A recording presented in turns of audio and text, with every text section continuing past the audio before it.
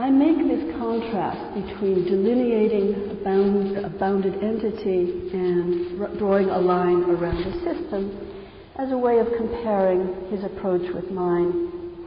But of course, neither line is easy to draw. Think of clones. Think of colonial organisms and symbionts. You think of the magnificent slime mold that Evelyn and I were talking about a few weeks ago. Think of conjoined twins, multiple personalities, or organ transplants, which is something that Francisco wrote about with great sensitivity. In fact, think about the infinitely long coastline that mathematicians describe when they point out that if we move from the level of a bay or a promontory down to boulders and stones and pebbles and down to the scale of sand, the length of the line that describes the coastline gets longer and longer and longer. If we follow an animal's skin to the mucous membrane that makes the transition, say, from the face to the mouth,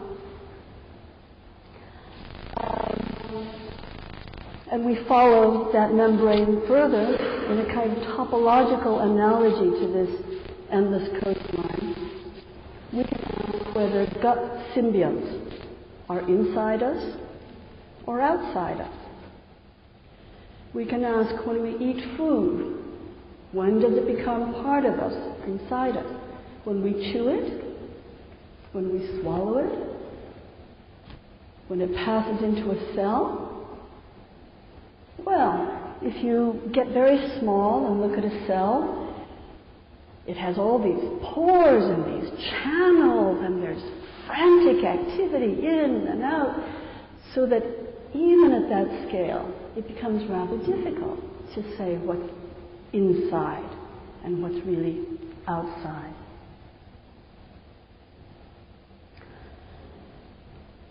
As I've already suggested, the boundaries of a developmental system are no more fixed or clear than the boundaries of an organism itself.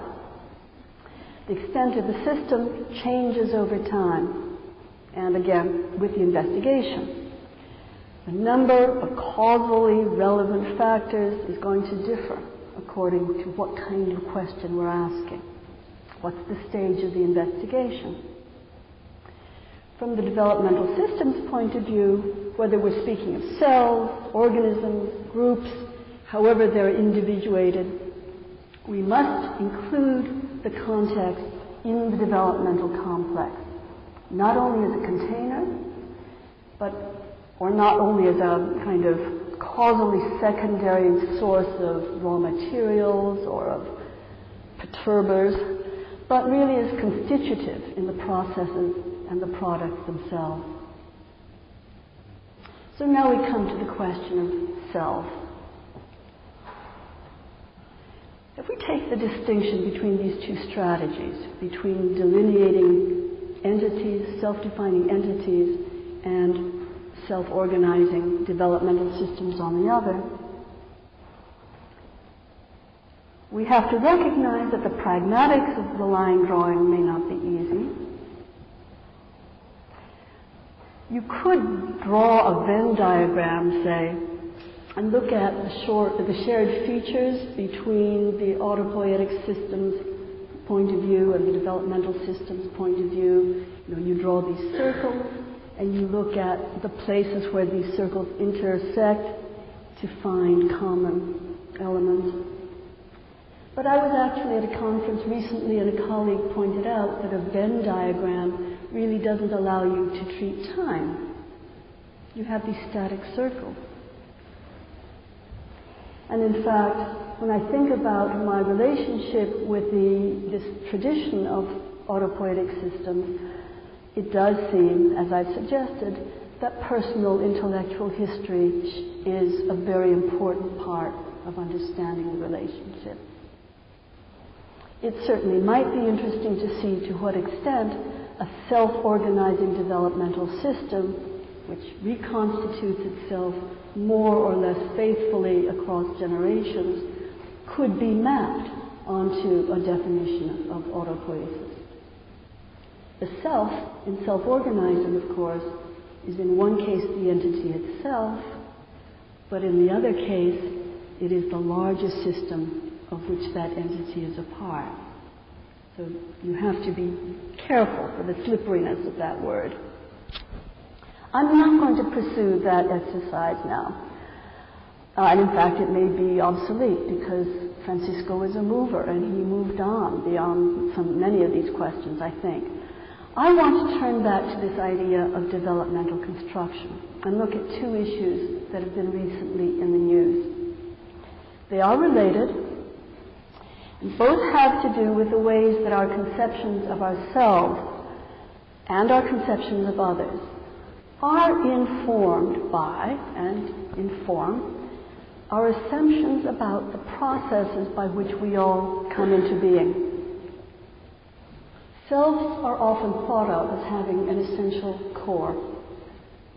And we've seen, I think, that a certain kind of essentialism tends to accompany the notion of a biological base or a biological nature. But it seems to me, I would submit, that the notion of a developmental system at least helps us start to dismantle this fabric of beliefs about biological essences.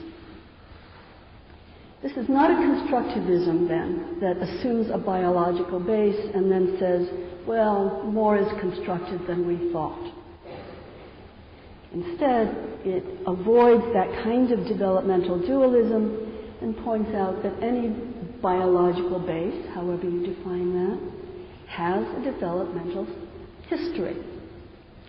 That involves this very extended network of heterogeneous influences. Think again of taking that nature end of the continuum through developmental time. Some of these life courses will be very stable, others will be unstable, but none of them requires a kind of hidden locus of pre-existing representations or instruction.